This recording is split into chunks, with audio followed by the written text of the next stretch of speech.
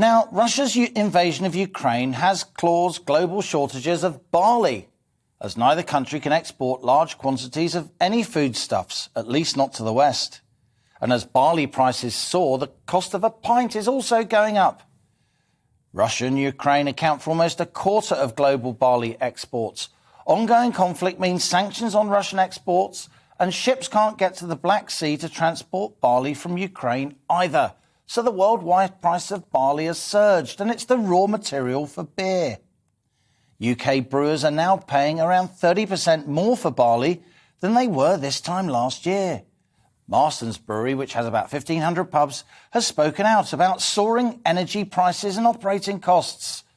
And Suffolk-based Adnams, they've got about 70-odd pubs. They're warning of price rises during the second half of this year. The reality is beer prices are already going up, and they vary hugely across the country. The average price of a pint across the UK as a whole is currently £3.96. In Sheffield, it's a bit less, at £3.87. But in Birmingham, it's £4.46. And in London, it's almost £6. Unbelievable. Yesterday, the boss of Young's, one of the UK's largest pub companies, appeared on the money. He explained why even these eye-watering beer prices are set to rise even more. Unfortunately, it's not just barley prices, but barley prices alone are driving prices up by can as much by 30, 40p a pint.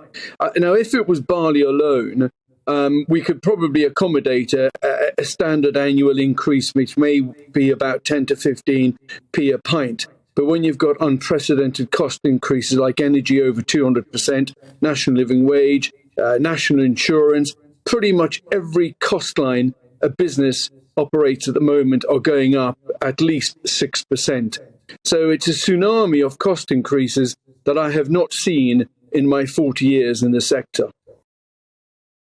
If pubs passed on increases in costs entirely, says Patrick Dardis, including barley, heating, wages, tax and everything else, beer prices would have to go up by no less than 70%. And that's from one of the UK's most respected pub industry bosses.